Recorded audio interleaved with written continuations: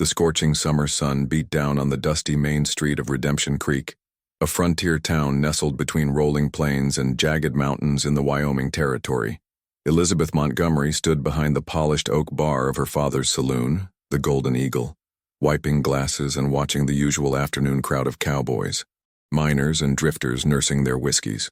Her father, Harold Montgomery, a stout man with a graying handlebar mustache and kind eyes that belied his reputation as one of the toughest businessmen in the territory, counted the morning's earnings in his small office at the back.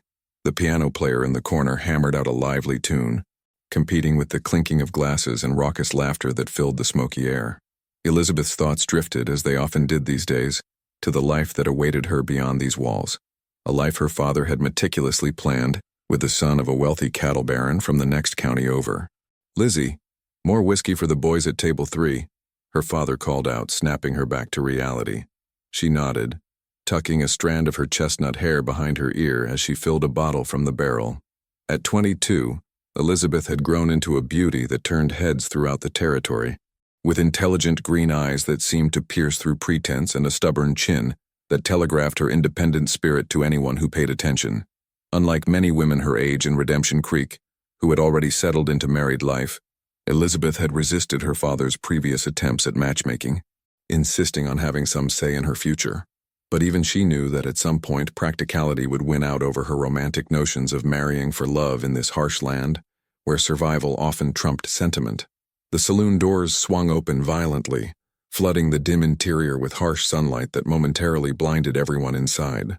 The piano player's fingers froze over the keys, and conversation died as Sheriff William Blackwood strode in, flanked by his deputies dragging a man in chains.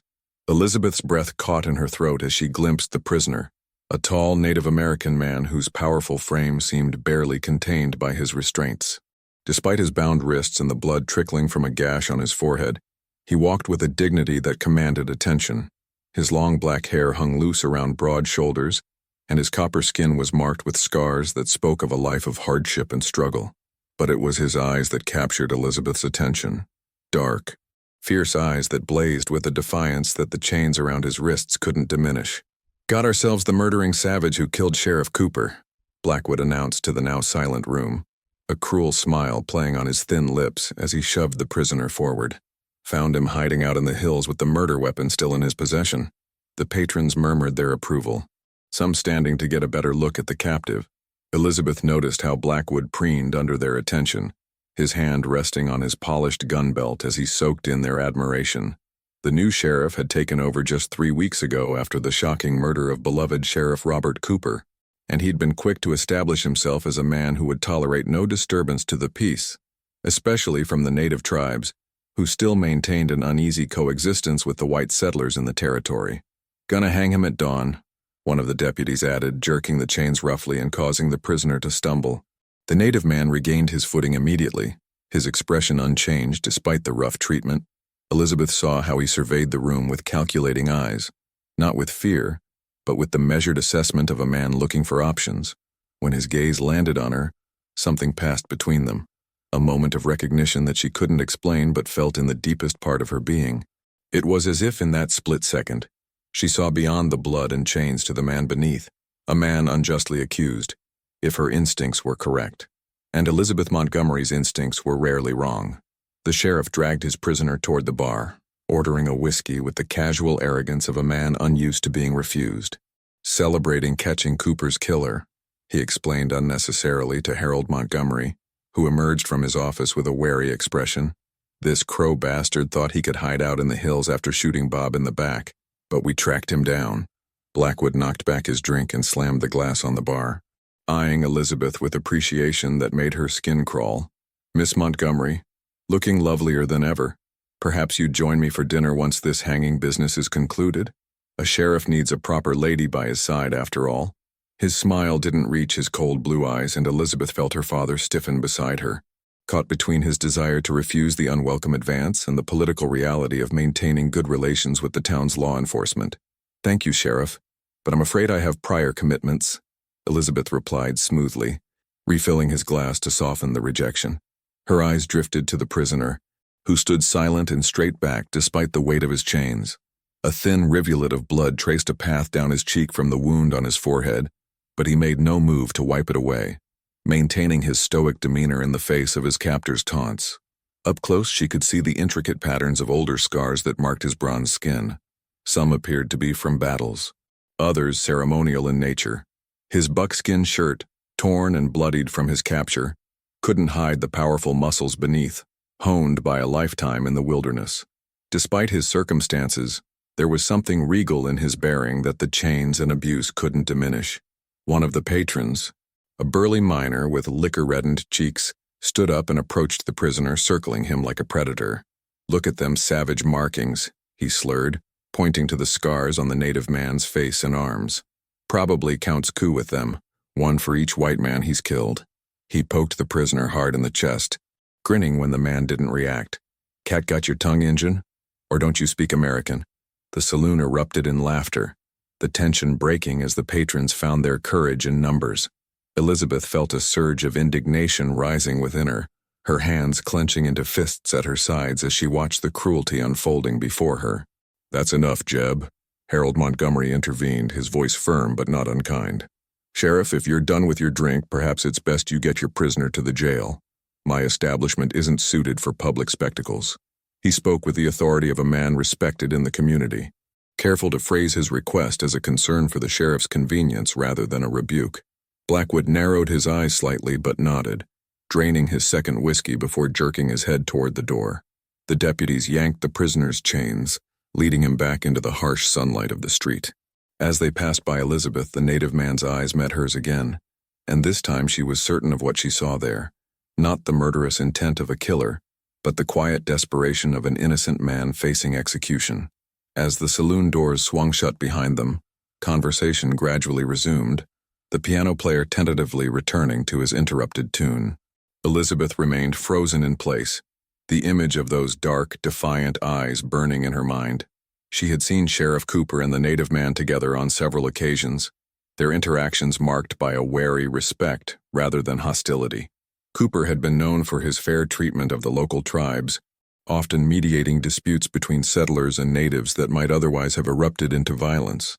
The story of this man murdering him made little sense to Elizabeth, who prided herself on her judgment of character. "Father," she whispered, leaning close to Harold's ear as he arranged bottles behind the bar. "Something isn't right about this. Sheriff Cooper and that man, I've seen them speak before, they weren't enemies." Harold glanced around cautiously before responding, his voice barely audible above the renewed noise of the saloon. "Mind your business, Lizzie. Blackwood's not a man to cross, and this town's got no patience for Indian sympathizers right now." He looked at her with concern, clouding his usually jovial features. "These are dangerous times. Cooper was well liked and folks want blood for his killing. Don't go getting involved in matters that don't concern you." But even as he spoke the warning, Harold Montgomery knew his daughter too well to believe she would heed it. Elizabeth had inherited her late mother's fierce sense of justice along with her beauty, a combination that had brought him both pride and worry throughout her life. As dusk fell over Redemption Creek, Elizabeth moved mechanically through her evening duties, serving drinks and deflecting unwanted advances with practiced ease, while her mind worked feverishly on the problem before her. The native prisoner would hang at dawn unless someone intervened, and she seemed to be the only person in town who questioned his guilt. After the last customer had stumbled out into the night, and her father had retired to his rooms upstairs, Elizabeth made her decision. Changing quickly from her work dress into a dark riding skirt and jacket, she slipped out the back door of the saloon and made her way through the shadows toward the jailhouse at the end of the street, a small leather pouch of her savings clutched tightly in her hand.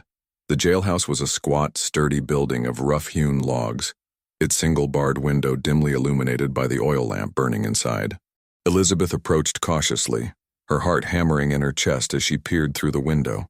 Deputy Frank Simmons sat at the desk, his chair tilted back and his hat pulled low over his eyes as he dozed, a half-empty bottle of whiskey at his elbow. Beyond him, she could make out a single cell where the native prisoner sat cross-legged on the dirt floor, his back straight against the wall and his eyes closed as if in meditation. His chains had been removed, but his wrists bore raw marks where they had chafed his skin. Fresh bruises had bloomed on his face since she'd seen him in the saloon, evidence that Blackwood or his men had continued their abuse behind closed doors. Elizabeth tapped softly on the window, holding her breath as Deputy Simmons stirred, then settled back into his slumber. Gathering her courage, she moved to the door and eased it open, wincing at the slight creak of the hinges. The deputy didn't wake, his breathing continuing in the deep, even rhythm of the thoroughly drunk. She slipped inside, closing the door quietly behind her. The prisoner's eyes snapped open at her entrance, alert and wary, but he made no sound as she approached the desk. Elizabeth had known Frank Simmons since childhood, a basically decent man with a weakness for liquor and a desperate need for the money his deputy's position provided for his ailing wife. She placed her hand gently on his shoulder, and he jerked awake, confusion clouding his bloodshot eyes as he recognized her.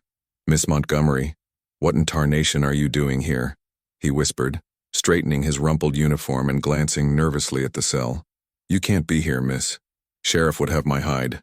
His eyes darted to the door, as if expecting Blackwood to materialize at any moment.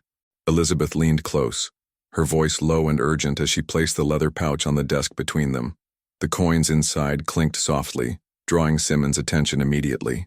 She saw the conflict in his face, duty warring with need as he stared at the money that represented salvation for his wife's mounting medical bills. Elizabeth had calculated this gamble carefully, knowing that for a man in Simmons' position, some temptations were too great to resist. "I need to speak with the prisoner, Frank. Alone." She pushed the pouch closer to him, maintaining eye contact. "Just for a few minutes. No one needs to know I was here." When he hesitated, she added softly, "Margaret needs that operation in Denver. This would cover the train fare and the doctor's fees with some left over." She saw the moment his resistance crumbled, guilt and relief washing over his features in equal measure. He pocketed the money with shaking hands, avoiding her gaze as he stood and reached for his hat. 10 minutes, he muttered, pausing at the door. "That's all I can give you before I circle back. And Miss Elizabeth? Be careful. He may look calm, but he's still a killer." With that warning, he slipped out into the night, leaving Elizabeth alone with the prisoner. The native man watched her approach his cell, his expression unreadable in the dim lamplight. Up close, the evidence of his mistreatment was even more apparent. Dried blood crusted on his temple, purple bruises blooming across his ribs visible through his torn shirt, his split lip swollen and painful-looking. Yet he held himself with the same quiet dignity she had observed earlier, his gaze steady and assessing as she stopped before the iron bars. "You were with Sheriff Cooper the day before he died," Elizabeth said without preamble, searching his face for any reaction. "I saw you both by the creek. You weren't enemies. You weren't his killer." She spoke with more certainty than she felt, gambling on her instincts and the brief interactions she had witnessed between the two men in the weeks before Cooper's murder. For a long moment, the man said nothing, regarding her with cautious eyes that revealed nothing of his thoughts. Then, in a voice deep and slightly accented but with perfect command of English, he replied, "Cooper was a fair man, one of few who treated my people with respect."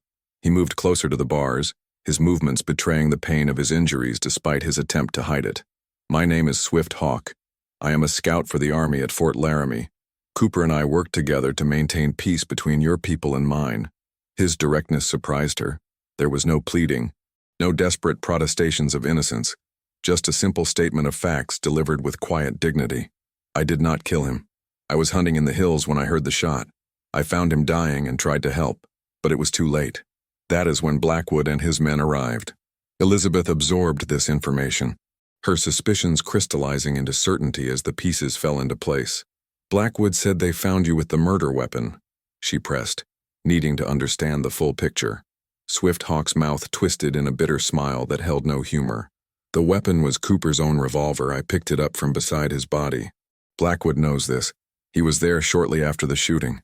His dark eyes held hers, intense and unwavering. "Your new sheriff has blood on his hands, Miss Montgomery. Cooper discovered something Blackwood couldn't allow to be revealed. I don't know what, but Cooper sent for me the day before he died. Said he needed to discuss something of grave importance. We were to meet the next morning, but by then he was already dead." The jail door creaked open, and Elizabeth startled, fear spiking through her, until she recognized Deputy Simmons's apologetic face. "Time's up, Miss Montgomery," he whispered urgently. "Sheriff's making his rounds. You need to go, now." Elizabeth nodded, gathering her skirts as she prepared to leave, but she couldn't tear her gaze from Swift Hawk's face. In the short time they had spoken, something had shifted between them. A connection forged through mutual recognition of the truth in a town blinded by prejudice and fear. He moved closer to the bars, lowering his voice so only she could hear. "There is a letter," he murmured. "Cooper hid it in the hollow oak by Serpent Creek. If you find it, you'll know the truth." His hand briefly touched hers where it rested on the iron bar, the contact sending an unexpected warmth through her despite the gravity of their situation. As Simmons ushered her toward the back door of the jailhouse, Elizabeth glanced back at Swifthawk, her decision made. "I'll return," she promised softly, not caring if the deputy overheard. "You won't hang for a crime you didn't commit. Not while I have breath in my body." Swifthawk's expression remained composed, but something flickered in his eyes. A spark of hope, perhaps, or simply acknowledgement of her courage. Either way, as Elizabeth slipped out into the velvet darkness of the frontier night, she knew with absolute certainty that her life had irrevocably changed. By morning she would either have the proof to save an innocent man, or she would have marked herself as an enemy of the most dangerous man in Redemption Creek. Either way, there would be no turning back. The pre-dawn light cast long shadows across the rolling hills surrounding Redemption Creek as Elizabeth guided her mare along the narrow trail leading to Serpent Creek. She had slipped out of town before first light, leaving a note for her father claiming an early morning ride to clear her head. The weight of Cooper's revolver pressed against her hip beneath her riding skirt, a precaution she had taken from her father's collection before departing. The familiar creek came into view, its waters glinting silver in the pale light, and Elizabeth dismounted, tethering her horse to a scrub pine before making her way toward the massive oak tree that dominated the small clearing. Its gnarled trunk and sprawling branches had served as a landmark for generations, and local children had named it the Sentinel for the way it stood watch over the creek. Finding the hollow took only moments. A dark cavity near the base of the trunk, partially hidden by protruding roots. Elizabeth knelt and reached inside, her fingers brushing against something that crinkled at her touch, drawing out a folded packet of papers sealed with wax. She felt a surge of vindication. Swifthawk had spoken the truth. Breaking the seal, she unfolded the documents with trembling hands, squinting in the dim light to make out Cooper's cramped handwriting. What she read made her blood run cold. The letter detailed Blackwood's involvement in a scheme to drive native tribes from valuable mining land by orchestrating attacks on settlers and blaming the violence on innocent tribesmen. Cooper had discovered financial records linking Blackwood to Eastern mining interests and had collected testimonies from witnesses who had seen the sheriff's men disguised as natives during raids. He had been preparing to send the evidence to the territorial governor when he was murdered. A twig snapped in the underbrush behind her, and Elizabeth whirled. The papers clutched to her chest as her free hand moved instinctively toward the hidden revolver. A figure emerged from the shadows, and her momentary fear gave way to shock as she recognized Joshua Bennett, Cooper's former deputy, who had disappeared shortly after the sheriff's murder. His usually clean-shaven face was now covered in several days' growth of beard, and his clothes were trail-worn and dusty. "Miss Montgomery," he acknowledged with a tired nod, his eyes darting nervously to the papers in her hand. "I see you found Cooper's letter. I've been watching this spot for days, hoping someone would come who could help. I didn't expect it to be you." "Deputy Bennett," Elizabeth replied cautiously, not relaxing her guard despite the man's familiar face. "Everyone believes you fled after Cooper's death.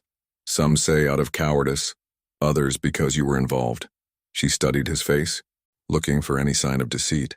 Bennett's laugh was hollow, devoid of humor as he slumped against a nearby tree, suddenly looking every day of his 40-odd years. "I ran because Blackwood would have killed me next," he admitted, rubbing a hand over his haggard face. "I was with Cooper when he discovered what Blackwood was doing. We were gathering evidence together. The night he died, he sent me to Fort Laramie with copies of those documents, but I was ambushed on the trail, barely escaped with my life.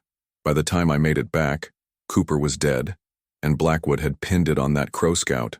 Elizabeth's mind raced, calculating what this meant for Swifthawk's chances.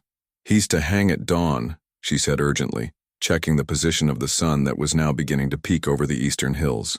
"We have maybe an hour, no more." She thrust the documents toward Bennett. "You need to take these to Judge Wilson right away. He's staying at the Grand Hotel while Circuit Court is in session. He's a fair man. He'll grant a stay of execution if he sees these." Bennett hesitated, fear evident in his face as he glanced in the direction of town. "Blackwood has men everywhere," he warned. "If they see me—" He trailed off, the implications clear. Elizabeth made a swift decision, gathering up the papers and tucking them securely inside her jacket.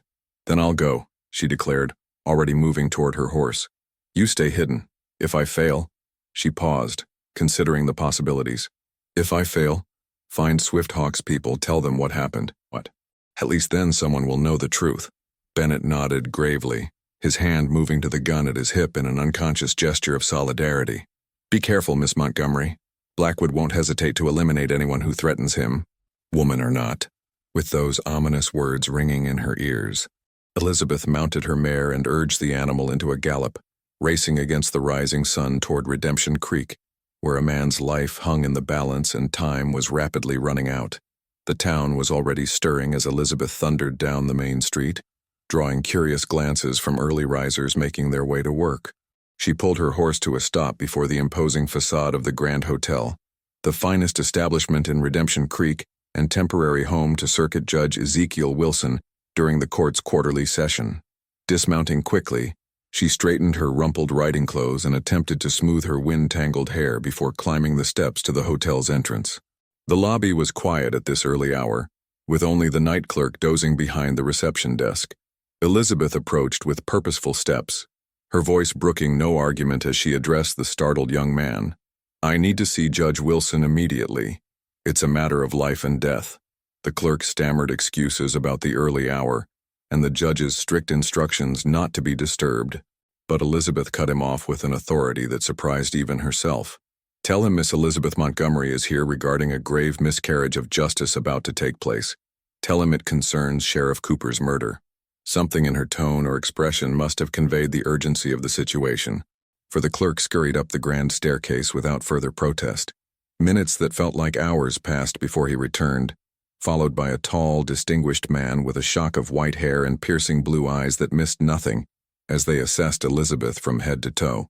Judge Wilson was known throughout the territory for his uncompromising adherence to the law and his intolerance for corruption, qualities that had earned him respect and enemies in equal measure. "Miss Montgomery," he greeted her with a curt nod, gesturing toward a private sitting room off the main lobby. "I'm told you have information regarding Robert Cooper's murder. I hope it's important enough to justify waking me at this ungodly hour." Despite his words, there was no true reproach in his tone, merely the efficient briskness of a man accustomed to crises. Once the door closed behind them, Elizabeth withdrew the documents from her jacket, handing them to the judge with hands that trembled slightly from exhaustion and tension. Sheriff Cooper was investigating William Blackwood's involvement with mining interests seeking to drive natives from their land, she explained as Wilson unfolded the papers. "He was killed to prevent this evidence from reaching you or the territorial governor." The judge's expression remained impassive as he read, but Elizabeth noticed how his fingers tightened on the pages, the only outward sign of his reaction to Cooper's damning accusations. When he finally looked up, his eyes were hard as flint. "These are serious allegations, Miss Montgomery. If true, they implicate not only Sheriff Blackwood but several prominent businessmen in this territory." He set the papers aside carefully, regarding her with newfound respect. "But they do not, in themselves, prove that Blackwood murdered Cooper or that the Native American currently awaiting execution is innocent. Do you have evidence to support those specific claims?" Elizabeth's heart sank at his words, the momentary hope deflating as she realized the judge was right. The documents proved corruption and conspiracy, but not murder. "I have the testimony of Deputy Joshua Bennett, who was working with Cooper to gather this evidence," she replied, fighting to keep her voice steady. "And Swift-Hawk himself, the man accused of the murder, was Cooper's ally in keeping peace between settlers and the Crow. He had no motive to kill him." She leaned forward earnestly, aware that her arguments sounded thin even to her own ears. "Judge Wilson, I know this isn't the kind of evidence that would stand up in your court, but surely it's enough to justify a stay of execution until the truth can be properly investigated. An innocent man's life is at stake, and dawn is approaching fast." The judge steepled his fingers, considering her words with the careful deliberation that had made him renowned for his fairness. After what seemed an eternity, he nodded slowly. "I can grant a temporary stay on the grounds of new evidence coming to light," he conceded, rising and moving to a small writing desk in the corner of the room. But understand, Miss Montgomery, that this merely buys time. Without concrete proof linking Blackwood to the murder, your crow friend will still hang just a few days later. He scribbled rapidly on a sheet of paper, his handwriting bold and authoritative. This stay is valid for 48 hours. Use that time wisely. He signed the document with a flourish and handed it to Elizabeth, who clutched it like the lifeline it was. I suggest you deliver this to the sheriff immediately. And Miss Montgomery? His voice stopped her as she turned toward the door. Be careful. Men like Blackwood are most dangerous when cornered. With the judge's signed stay clutched in her hand, Elizabeth hurried toward the jailhouse at the end of the street, where a small crowd had already begun to gather in anticipation of the hanging. Her heart sank as she saw workmen putting the finishing touches on a hastily constructed gallows in the vacant lot beside the jail, the rough wood stark against the brightening sky. The sight lent wings to her feet as she pushed through the crowd. Ignoring the curious and sometimes hostile glances from townsfolk who recognized Harold Montgomery's rebellious daughter, she burst through the jailhouse door, breathless and disheveled, to find Sheriff Blackwood and 2 deputies preparing to lead Swifthawk from his cell. The Native American's hands were bound before him, his face impassive despite the noose that awaited him outside. "Stop!" Elizabeth commanded, her voice carrying the desperate authority of one who knows the stakes too well. "I have a stay of execution signed by Judge Wilson." She thrust the document toward Blackwood, whose handsome face contorted briefly with shock before smoothing into a mask of professional concern. He took the paper, his eyes scanning it with growing anger that he quickly disguised as he looked up at Elizabeth. "This seems to be in order, Miss Montgomery," he acknowledged stiffly, folding the paper and tucking it into his vest pocket. "Though I'm curious how a saloon-keeper's daughter became so invested in the fate of an Indian murderer that she'd wake a circuit judge before dawn." His tone was light, conversational even, but his eyes held a dangerous glint that sent a chill down Elizabeth's spine. "Justice concerns all citizens, Sheriff," she replied evenly, meeting his gaze without flinching. "Especially when there's reason to believe an innocent man has been wrongfully accused." She glanced at Swifthawk, whose dark eyes had widened slightly at her unexpected intervention. A flicker of something, gratitude perhaps, or simply recognition of her courage, passed between them before he resumed his stoic demeanor. Blackwood observed this silent exchange with narrowed eyes, his jaw tightening as he signaled to his deputies to return the prisoner to his cell. "Well, well," he drawled, circling Elizabeth with slow, deliberate steps. "It seems our Miss Montgomery has appointed herself defender of savages. One wonders what your father would think of your sympathies."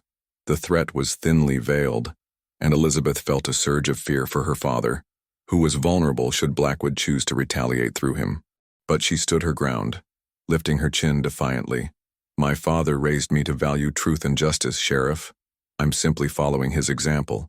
She turned to leave, having accomplished her immediate goal of preventing the execution, but Blackwood's hand shot out, gripping her arm with bruising force as he pulled her close, his voice dropping to a whisper meant for her ears alone. "You're playing a dangerous game, girl. That stay buys your redskin friend 2 days at most. After that, he hangs, and anyone who helped him might find themselves facing unfortunate accidents." He released her arm with a slight push, his smile returning as he raised his voice for the benefit of his deputies. "Thank you for bringing this to my attention, Miss Montgomery. The law must be observed after all." Elizabeth rubbed her arm where Blackwood's fingers had left angry red marks, her mind racing as she stepped back out into the morning sunlight.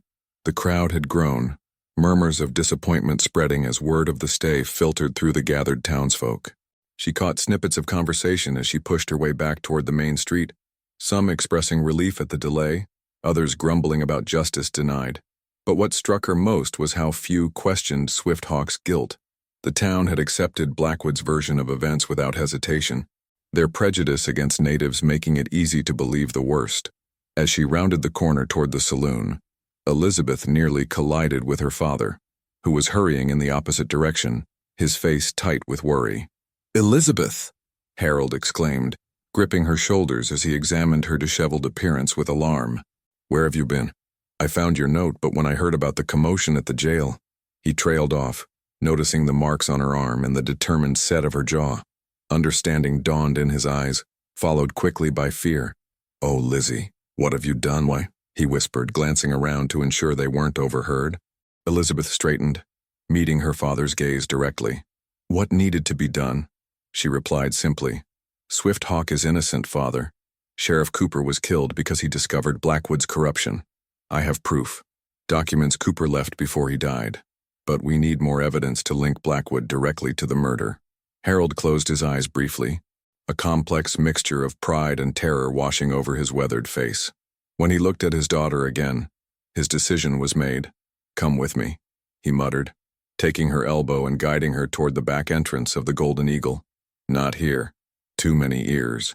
Once inside the safety of his small office, Harold locked the door behind them and moved to the large oak desk that had been his command post for over 20 years. He unlocked a drawer and withdrew a folded piece of paper, handing it to Elizabeth with a gravity that spoke volumes. "Cooper came to see me the night before he died," he explained as she unfolded what appeared to be a hand-drawn map. "Said if anything happened to him, I should give this to someone I trusted. Said it marked the location of something that could bring down powerful men." Elizabeth studied the crude map, recognizing the outline of Redemption Creek and the surrounding hills. A small X marked a spot in the foothills several miles outside of town, with a cryptic notation, "Fletcher's Folly," beneath the third post. She looked up at her father questioningly. "Fletcher's Folly was an abandoned mining claim," Harold explained, his voice low despite their privacy. "Old man Fletcher dug for years, found nothing but dirt. The claim's been empty since he died last winter." He hesitated, conflict evident in his face before he continued reluctantly. "I should have given this to someone right after Cooper died. But with Blackwood taking over as sheriff and making threats against businesses that didn't cooperate with his protection fees, I was a coward, Lizzie. I kept quiet to protect you and our livelihood.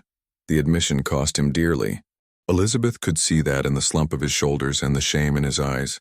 She reached across the desk to squeeze his hand. "You were protecting what matters, Father. I understand." Her mind was already racing ahead, calculating distances and times. "But now we need to act. Whatever Cooper hid at Fletcher's Folly could be the evidence we need to save Swifthawk and bring Blackwood to justice." She folded the map carefully, tucking it into her pocket as she rose. "I need to go there right away. We only have 48 hours before the stay expires." Harold started to protest but stopped himself, recognizing the determination in his daughter's face, the same expression his late wife had worn when her mind was made up, and heaven help anyone who tried to change it. Instead, he moved to a cabinet in the corner and withdrew a small revolver, checking it was loaded before offering it to Elizabeth. "Take this," he insisted when she hesitated, "and change into something less conspicuous. If Blackwood's men see you riding out of town, they'll follow." He rummaged through another drawer, producing a set of boys' clothes, a flannel shirt, canvas trousers, and a wide-brimmed hat. These were meant for Timothy Sanders' boy before they left for California. "Should fit you well enough." His voice softened as he added, "Be careful, Lizzie. You're all I have left in this world." Elizabeth took the clothes and the gun, moved by her father's support despite his obvious fear. She kissed his cheek, a silent promise to return safely, before slipping through the back door to change in the storage room.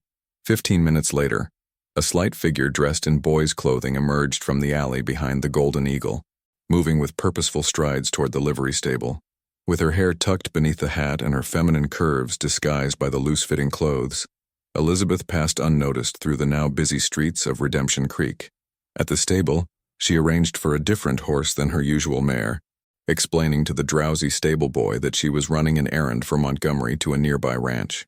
The disguise and story worked.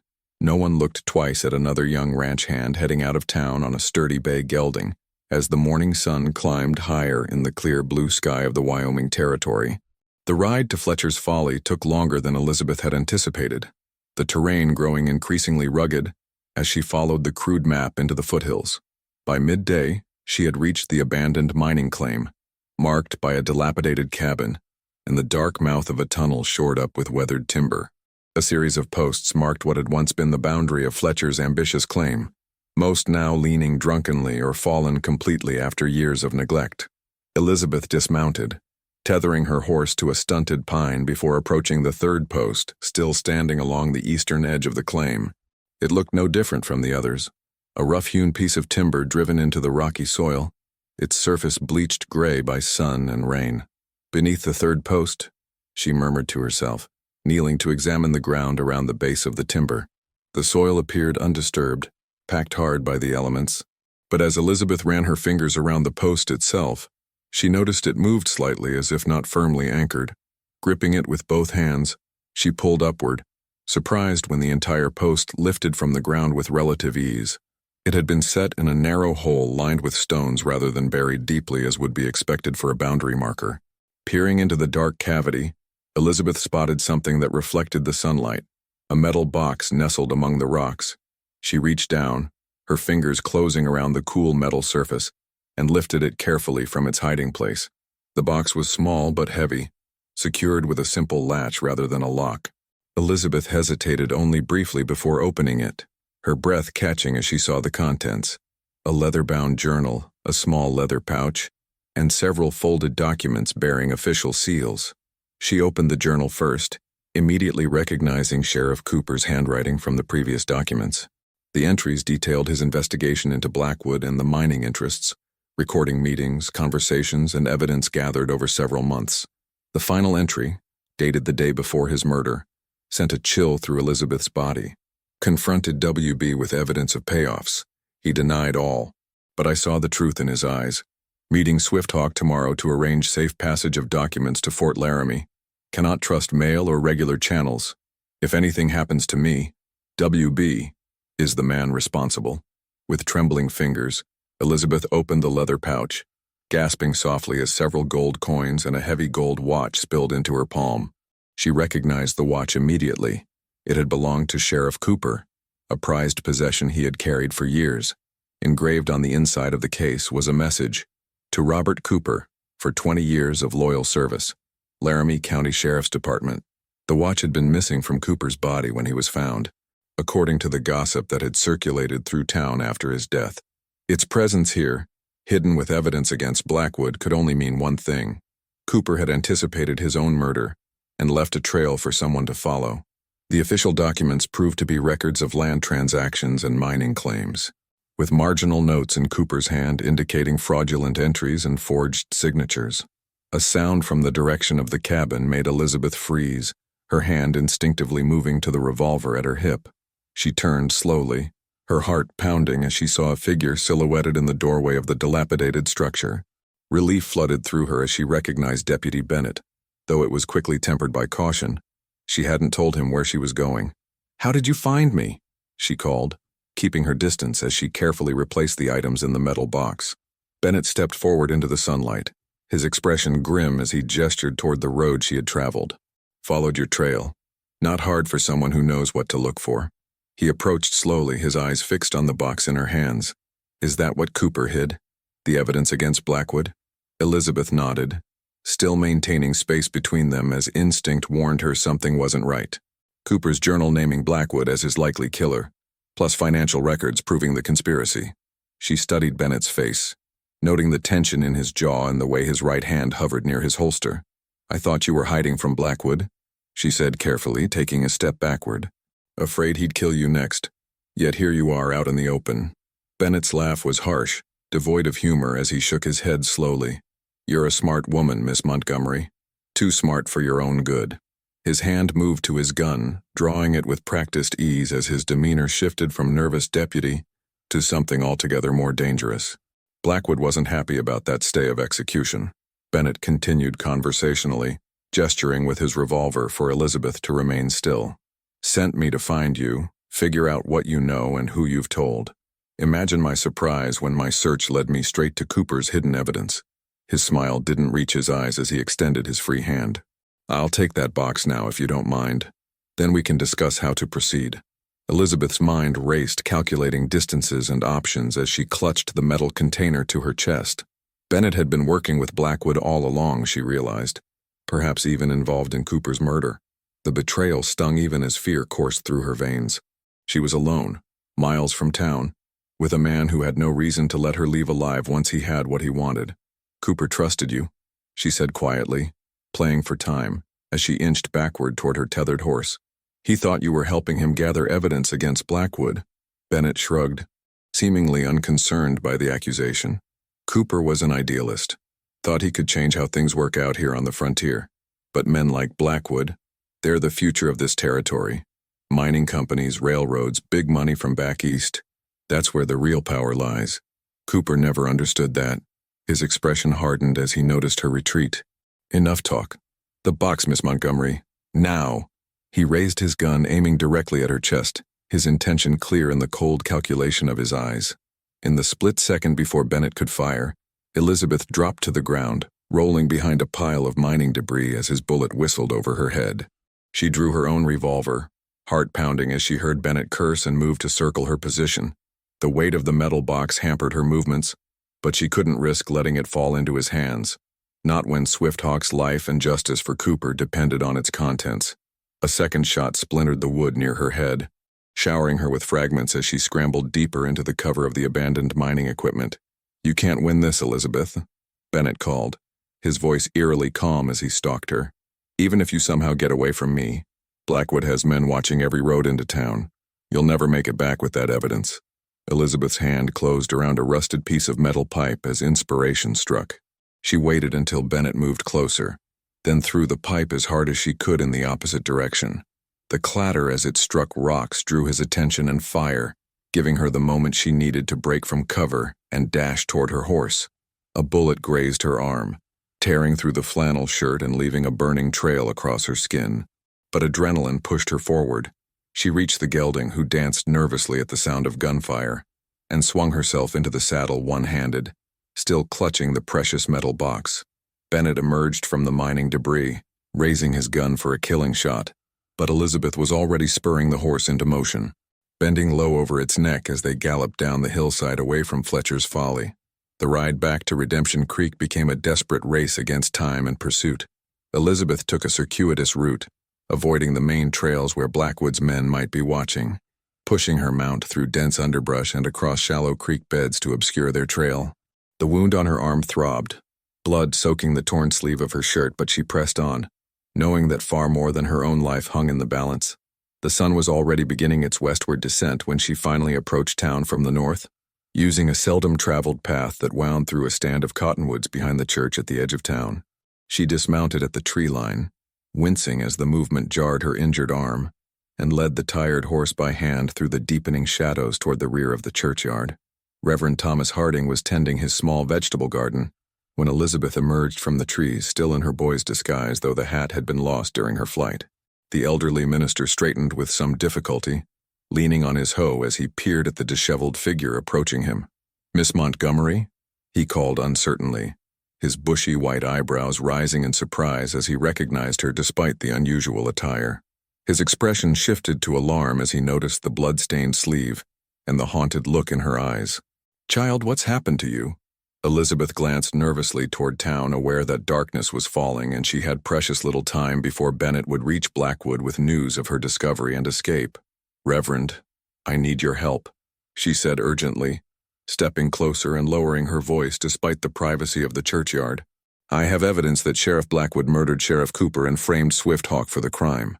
But Blackwood's men are looking for me, and I need to get this to Judge Wilson before they find me." She held up the metal box, her hand trembling with exhaustion and pain. Reverend Harding had been a fixture in Redemption Creek for over 30 years, respected by all factions for his integrity and compassion. If anyone could reach the judge without arousing suspicion, it would be him. The old minister's kind face grew solemn as he took in her words and the desperation in her voice. Without hesitation, he nodded, gesturing toward the small cabin beside the church that served as his home. "Come inside quickly," he urged, taking her elbow to support her as they crossed to the cabin's back door. "Martha," he called to his wife as they entered the warm kitchen, "fetch my medical kit. Miss Montgomery is injured." The minister's wife, a tiny bird-like woman with quick movements despite her 70 years, took one look at Elizabeth and hurried to comply, asking no questions as she gathered clean cloths and a basin of water. Reverend Harding helped Elizabeth to a chair at the kitchen table, then carefully took the metal box from her white-knuckled grip. "Tell me everything," he instructed gently, his weathered face grave as she related the events of the day, from her discovery of Cooper's hidden evidence to Bennett's betrayal and her narrow escape. "So Blackwood and Bennett were working together all along," the minister mused, examining Cooper's journal as Martha efficiently cleaned and bandaged Elizabeth's arm. "And Swifthawk was simply in the wrong place at the wrong time, trying to help a dying friend." He shook his head sadly, the weight of human corruption heavy in his expression. I've seen the evil that greed can inspire, but this— He closed the journal with a decisive snap, reaching a decision. I'll take this to Judge Wilson immediately. Martha will help you change into something less conspicuous, and then you must go to your father. He'll be worried sick, and you'll be safer at the saloon with people around than trying to leave town again. He patted Elizabeth's hand gently, his eyes kind but serious. Your part in this is done, child. Let the law take its course now. But Elizabeth shook her head, rising despite Martha's protestations that her bandage wasn't secure. I need to see Swifthawk, she insisted, a flush rising to her cheeks at the knowing look that passed between the elderly couple. He should know we have the evidence to free him, that his name will be cleared.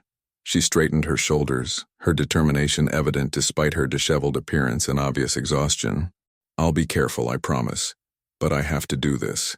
Reverend Harding sighed, recognizing the futility of arguing with a young woman whose mind was clearly made up.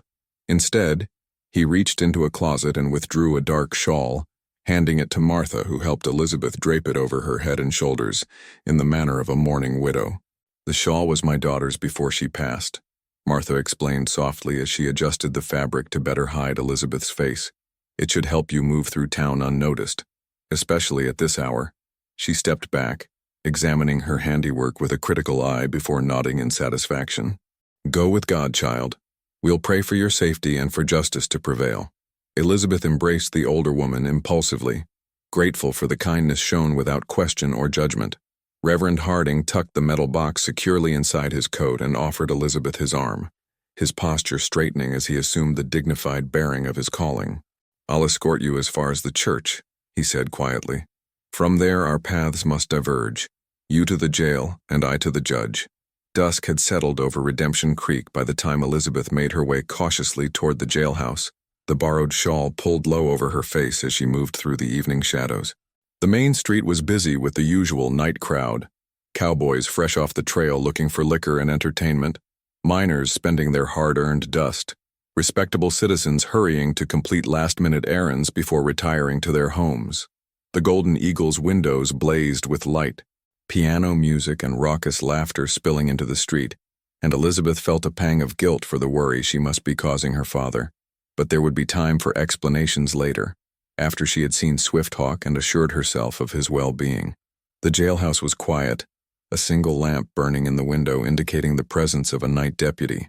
Elizabeth hesitated in the alley beside the building, considering her options. She couldn't simply walk in. Her disguise might fool casual observers on the street, but it wouldn't withstand close scrutiny from someone who knew her. Her decision was made for her when the back door of the jail opened, and Deputy Simmons stepped out, lighting a cigarette with hands that trembled slightly in the evening air.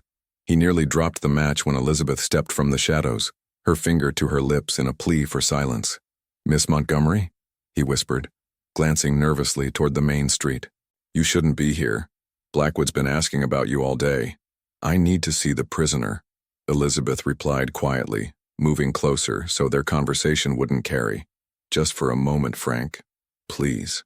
She saw the conflict in his face, the same struggle between duty and necessity that had allowed her first visit to Swifthawk's cell. But this time Simmons shook his head regretfully. Can't do it, miss. Sheriff left strict orders. No one sees the Indian, not even Judge Wilson himself without Blackwood present. His eyes darted to the bandage visible beneath her sleeve, concern replacing hesitation. You're hurt. What happened? There's talk that Bennett found you out at Fletcher's old claim, that there was gunfire.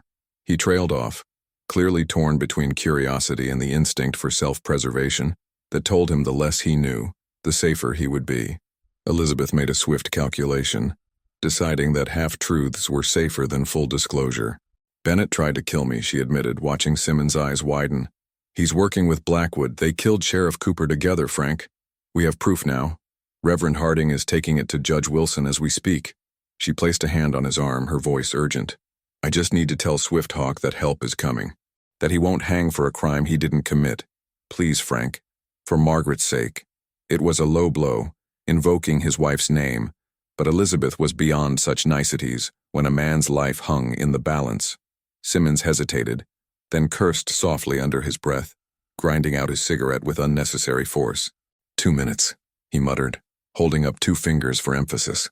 Through the back door, quiet as a ghost.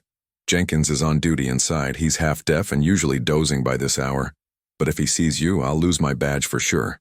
He held the door open a crack, peering inside to confirm the coast was clear before ushering Elizabeth through. The back entrance led to a narrow corridor with cells on one side and a small office area on the other. As Simmons had predicted, Deputy Jenkins was slumped in a chair by the front desk, his breathing deep and regular in the dim lamplight. Elizabeth moved silently past him toward the single-occupied cell at the end of the row, where Swifthawk sat motionless on the narrow cot, his back against the wall and his eyes closed in what appeared to be meditation. "Swifthawk," Elizabeth whispered, approaching the bars cautiously. His eyes opened immediately, alert and wary until recognition dawned. He moved to the bars with a grace that belied his injuries, his voice a low rumble that sent an inexplicable warmth through her despite the gravity of their situation. "Elizabeth Montgomery, you have returned as promised." There was a note of wonder in his tone, as if her keeping her word was somehow more remarkable than the danger she had faced to do so. She nodded, glancing back to where Simmons stood guard at the corridor entrance, before turning her full attention to the man before her. Up close, she could see that his injuries had been left untreated, the bruises on his face now turning sickly yellow-green at the edges, the cut on his temple crusted with dried blood. "We found Cooper's evidence," she told him urgently, keeping her voice barely above a whisper. "His journal names Blackwood as his killer, and there are financial records proving the conspiracy to drive your people from their land. Reverend Harding is taking it to Judge Wilson right now." She reached through the bars impulsively, her fingers brushing his where they gripped the iron. "You're going to be free, Swifthawk. Your name will be cleared." The smile that transformed his solemn features was like the sun breaking through storm clouds, brief but brilliant in its intensity. He turned his hand to clasp hers properly, his calloused palm warm against her smaller fingers, and for a moment the jailhouse, the danger, the entire world seemed to recede, leaving only the connection between them. "You risked much for a stranger," Swifthawk said softly, his dark eyes searching her face with an intensity that made her heart race. "Why?" It was a simple question, but one Elizabeth wasn't entirely sure how to answer. What had driven her to risk everything for this man? Was it merely her sense of justice, her certainty of his innocence? Or was it something more, something that had sparked between them in that first exchange of glances in her father's saloon? Before she could formulate a response, a commotion at the front of the jailhouse shattered the moment. Deputy Jenkins' startled exclamation was followed by the heavy tread of boots and Blackwood's voice, sharp with command. "Check the cells. Make sure the Indian's secure. Bennett thinks the Montgomery girl might try to break him out." Simmons appeared at Elizabeth's side, panic evident in his pale face as he grabbed her arm. "Back door. Now," he hissed, pulling her away from Swifthawk's cell. "I'll stall them." Elizabeth resisted for a moment, her eyes locked with Swifthawk's, unwilling to leave him to face Blackwood's wrath alone. "Go," the native man urged, releasing her hand and stepping back from the bars. "Stay safe. We will meet again." It was both a promise and a prayer, delivered with such quiet certainty that Elizabeth found herself believing it despite the dire circumstances. She allowed Simmons to hurry her back down the corridor, slipping through the rear door just as voices approached from the front office. The last thing she saw before the door closed was Swifthawk returning to his meditative pose on the cot, his expression betraying nothing of their interaction to the men who would soon check his cell. Outside, Elizabeth pressed herself against the wall of the jailhouse, heart pounding as she heard Blackwood's voice through the open window above her head. "Double the guard on him tonight," the sheriff ordered, his tone laced with barely controlled fury. "No one sees him without my direct approval. If Judge Wilson shows up with that stay, you send for me immediately. Understood?" There were murmurs of agreement, followed by a statement that chilled Elizabeth's blood. "Bennett should be back from the Montgomery place soon. If the girl went there, we'll know." They were searching for her at the Golden Eagle, which meant her father could be in danger. She had to warn him, to reach him before Bennett arrived with his questions and threats. Pulling the borrowed shawl more tightly around her face, Elizabeth slipped from the shadow of the jailhouse and moved swiftly through the back alleys toward her home. The rear entrance to the Golden Eagle was unguarded, the kitchen empty as the cook and his helpers focused on serving the evening crowd in the main room. Elizabeth could hear the familiar sounds of the saloon in full swing, the tinny piano, the clatter of glasses, the rise and fall of voices punctuated by occasional bursts of laughter. She moved silently through the kitchen and up the narrow back stairs that led to the private rooms above. hoping to reach her father's office without being seen by the patrons or staff. The door was unlocked. The room dark except for the glow of a single lamp on the desk where Harold Montgomery sat, his head in his hands and a half-empty whiskey bottle at his elbow. He looked up as she entered, disbelief and then overwhelming relief washing over his face as he surged to his feet. "Lizzie!" he exclaimed, crossing the room in 3 strides to enfold her in a crushing embrace. Thank God. When Bennett came asking questions, saying there'd been shooting out at Fletcher's claim, he held her at arm's length, his eyes scanning her for injuries and widening as he noticed the bandaged arm. "You're hurt. What happened? Did Bennett—" Elizabeth shook her head, quickly relating the events at the abandoned mine and her narrow escape. Harold's face darkened with anger as she described Bennett's betrayal and attempted murder, his hands clenching into fists at his sides. "I'll kill him," he growled, moving toward the drawer where he kept a shotgun. "Coming into my place asking about my daughter while knowing he'd tried to put a bullet in her. Father, no." Elizabeth caught his arm, pulling him back from the desk. "Bennett will be back with Blackwood soon. We need to get out of here before they return." She explained about Reverend Harding taking the evidence to Judge Wilson, her voice rising with urgency. "Once the judge sees Cooper's journal, he'll issue warrants for Blackwood and Bennett, but until then, we're in danger. They know I found the evidence, and they'll do anything to stop me from testifying." Harold nodded grimly, his initial rage giving way to practical consideration of their options.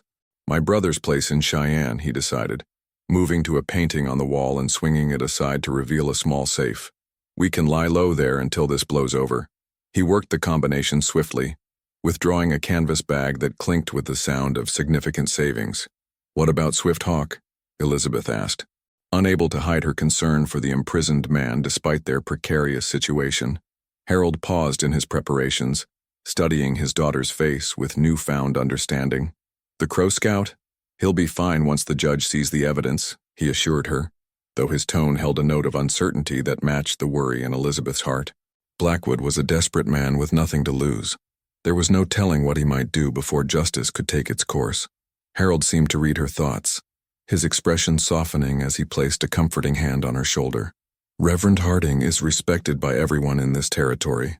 If anyone can convince Judge Wilson to act quickly, it's him." A commotion from the saloon below interrupted their conversation.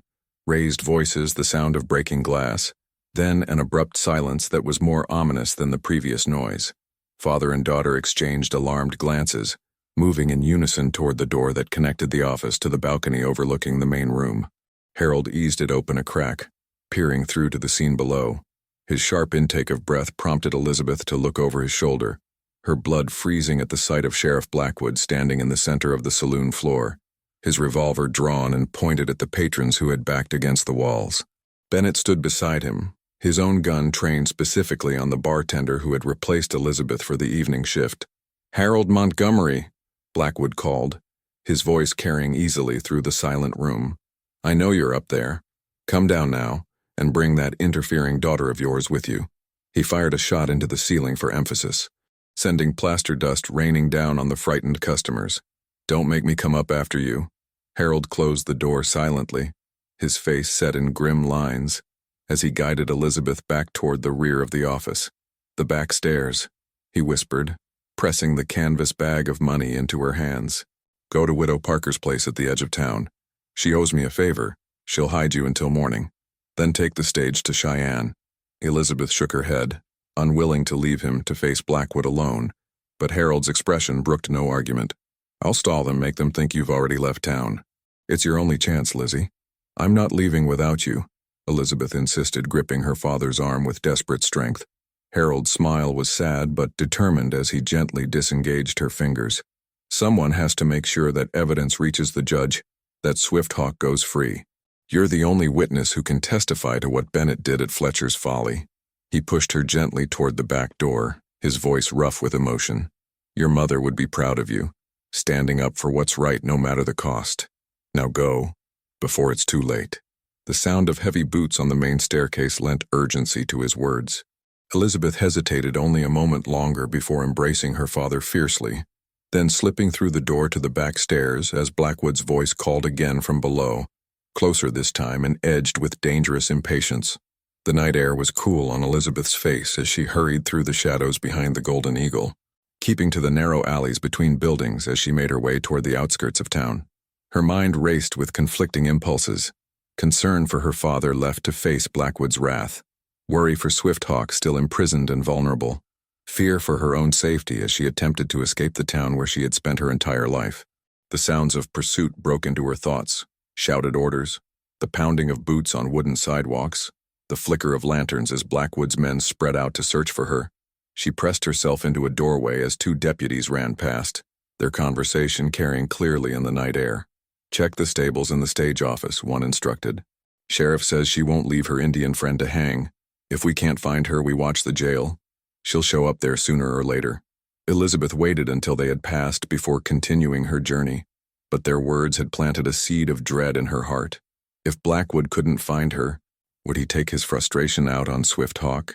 The thought was unbearable, driving her to change direction despite the risks. Instead of heading for Widow Parker's house at the edge of town, she turned toward the church where Reverend Harding lived.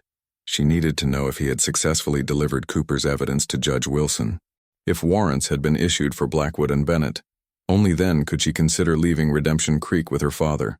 The church stood dark and silent as she approached, but a light still burned in the small cabin beside it, suggesting the minister or his wife remained awake despite the late hour.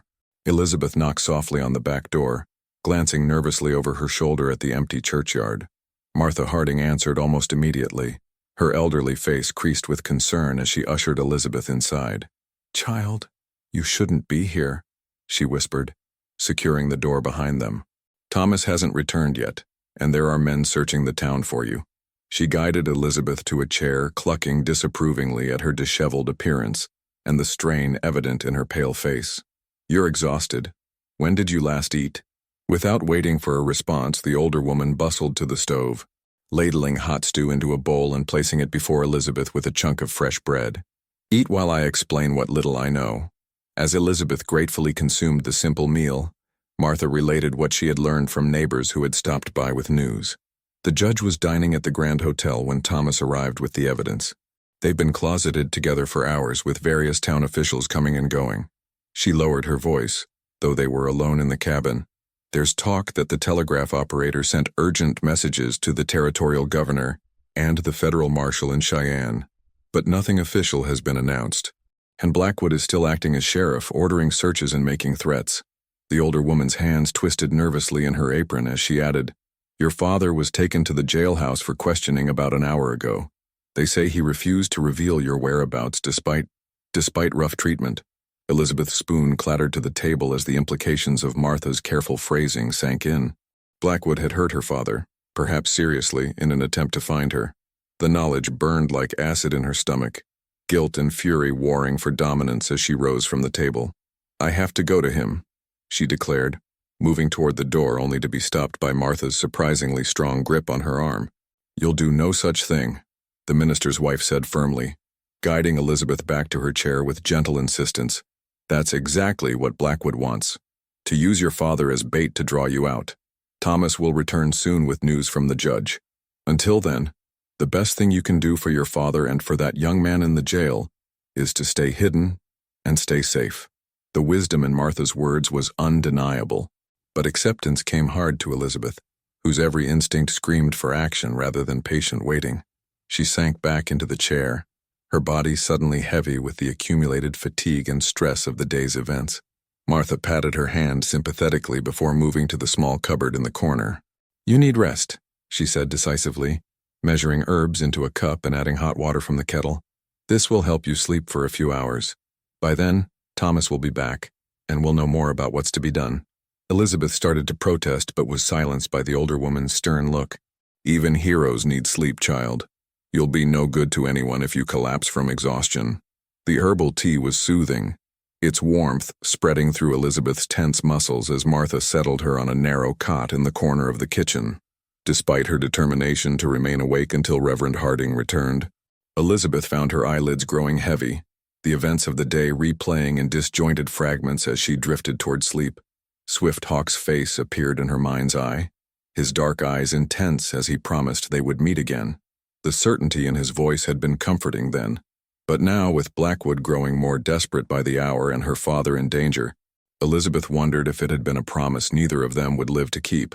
Her last conscious thought before sleep claimed her was a prayer, not the formal prayers of her church upbringing, but a simple, heartfelt plea to whatever powers might be listening. Let justice prevail. Let those I love survive this night.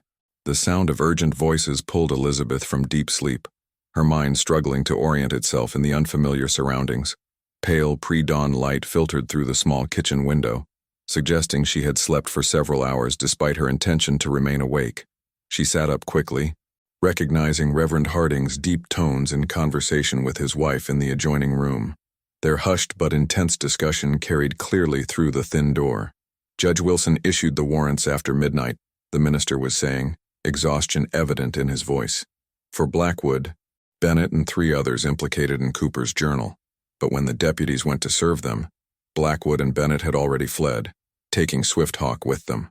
Elizabeth was on her feet instantly, pushing through the door to confront the startled couple.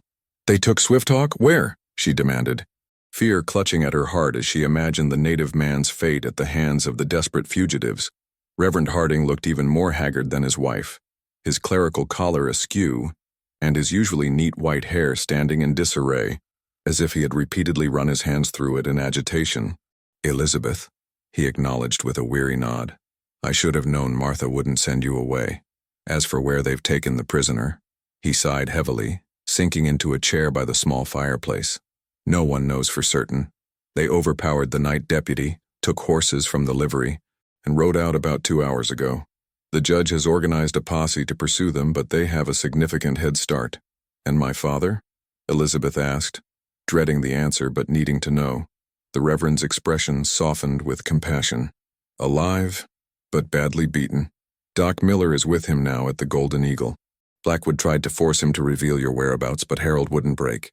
Pride mingled with anguish in Elizabeth's heart at this confirmation of her father's courage and loyalty.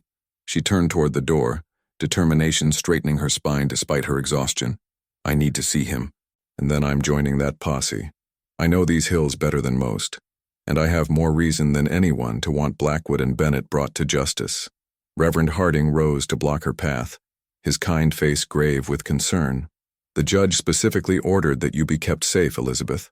You're the key witness against Blackwood and Bennett, the only person who can testify to finding Cooper's evidence and to Bennett's attempted murder at Fletcher's Folly." He placed his hands on her shoulders, his voice gentle but firm. "Your father made me promise to keep you from harm, even if it meant locking you in the church cellar until this is over." His smile took the sting from the words. But his resolve was clear. The territorial marshal and his deputies should arrive by noon. They'll join the pursuit with proper authority and numbers. Your time to help will come in the courtroom, not on the trail of desperate killers. Elizabeth wanted to argue, to insist that every moment Swifthawk remained in Blackwood's custody was another moment he might not survive. But the logic of the Reverend's position was undeniable. She was a witness, not a tracker or a gunfighter, and rushing headlong after armed fugitives would more likely result in her own death than in Swifthawk's rescue. "At least let me see my father," she pleaded, needing to assure herself of his condition and to apologize for the danger her actions had brought to his door.